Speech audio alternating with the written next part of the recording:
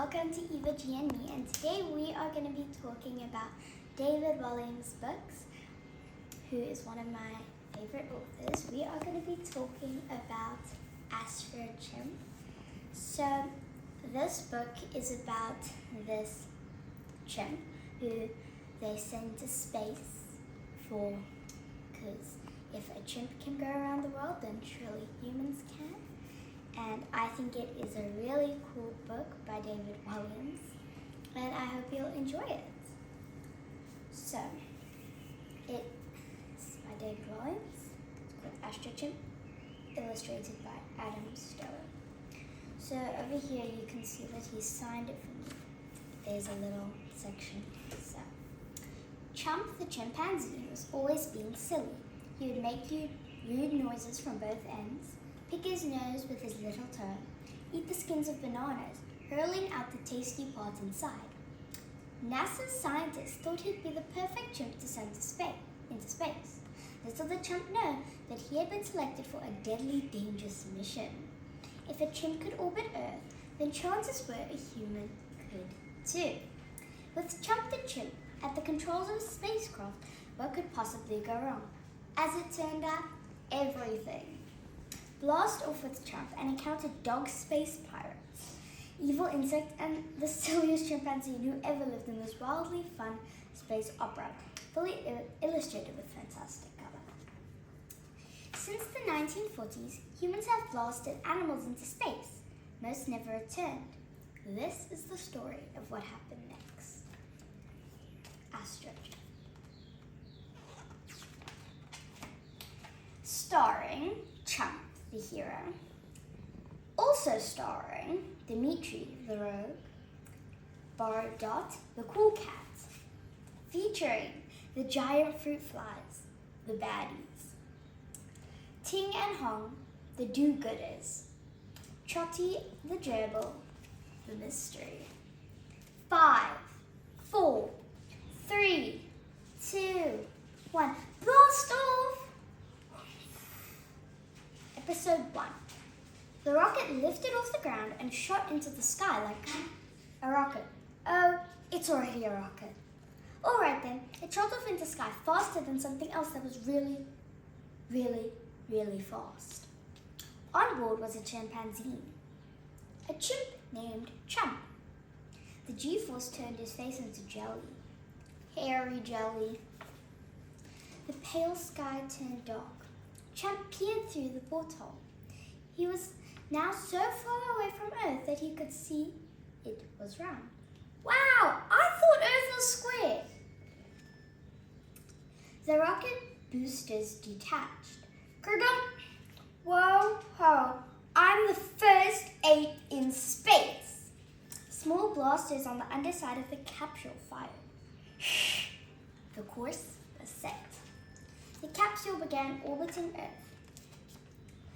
Somewhere, thousands of miles below, was Chump's home, Central Park Zoo. He had arrived there as an orphan. The baby didn't have a name, so all the other chimps called him Chump. That's because he was always amusing everyone by being silly. Chump made rude noises from both ends, picked his nose with his little toe, swung too fast on the tie swing and performed a loop-de-loop. Dived headfirst into the pond and ate the skins of bananas, hurling the tasty part inside. One day, scientists from the US Space Agency, NASA, visited the zoo. They needed to choose a chimpanzee to blast into space. All the other chimpanzees were smart enough to hide behind the trees, so the scientists chose Chump, who was shown to them all with some bottom waggling. Little did Chump know that he had been selected for a deadly, dangerous mission. NASA wanted to find out what happened when an ape orbited Earth. If it could survive, then the chances were a human could too. With Chump the chimp at controls of a spacecraft, what could possibly go wrong? As it turned out, everything. Chump peeked through the porthole and waved. Hello down there, it's Chump. Can you hear me? Of course they couldn't, but Chump didn't realize that. He wasn't the smartest. But all the animals in the zoo were gazing up as the tiny dot disappeared into the black. The whole world was watching too, except a man called Colin, who was sitting on the loo and missed the whole thing. History was being made. The continents, the oceans, and the polar ice caps just drifted by thousands of miles below. Once he had spotted North America coming round again, Chimp realized he had successfully orbited the Earth. Yes! I did it! On Chump's screen, all the NASA scientists down at Kennedy Space Center clapped and cheered. Hooray! Chump cheered himself. Hooray for me! Chump, cried the chief scientist, the mission is a success. Now sit tight as we bring you back safely to Earth. Chump kissed the camera, leaving it drenched in dribble. Now, Chump, said the chief, whatever you do, don't press the red button. Still strapped in his seat, the chimp looked up. Above his head was a red button just out of reach. In big, bold letters, it read, never, ever press this button. Understood. Now a celebrity banana, I think. With the smuggest of smug looks on his hairy face, he took off the skin and tossed the fruit pod into the air. The banana hit the big red button. Chump, no! But it was too late. Lights flashed, an alarm sounded. Woo, woo, woo, clunk, the hatch opened. Oops. Chump quickly put on his helmet as the ice-cold vacuum of space sucked all the warm air out of the capsule. And even worse than that, the banana skin too! Woo, woo! Chump, Chump! Cried the chief scientist. Chump's screen froze over and cracked. Kerk! It fizzed to black. Zip! As he began to feel the cold, Chump sneezed. Snot splattered the inside of his helmet. The chimp tried to wipe the snot off from the outside. Silly me. Chump made a terrible mistake. He slid open his helmet.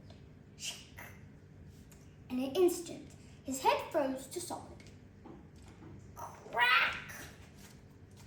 The capsule spun through the solar system, past Mars, Jupiter, Saturn, and Uranus, before nearly colliding with Neptune. Out there, space was 200 times colder than ice.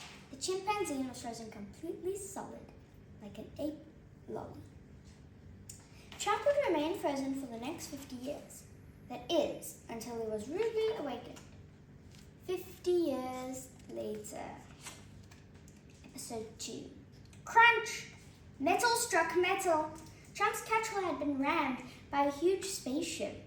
A pirate's skull and crossbones flag flew on top of it. The Hound of Horror. The ship looked on to the open emergency escape hatch of Chump's capsule. Instantly, the ice-cold capsule was flooded with warm air. The deep-frozen chimp began to thaw. You'll be glad to know that you can't find deep-frozen chimps next to the deep-frozen peas at the supermarket. Now Chimp's ice-encrusted eyes opened for the first time in half a century. An upside-down dog's head sporting an eye patch poked through the hatch. The dog barked in a Russian accent. Hand over your bananas or death awaits you. Dmitri was a stray who had been found living rough on the mean back streets of Moscow. Years before Chump's mission, he was selected to make history as the first animal in space. The Russian space program chose a stray dog as it would be more able to endure the cold and hunger up in space.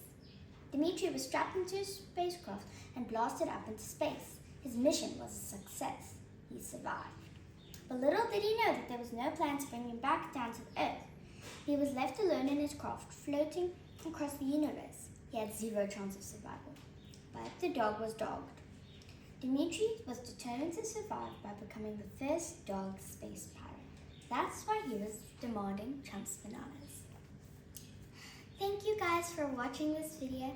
Please like and subscribe and come join us for some more fun soon.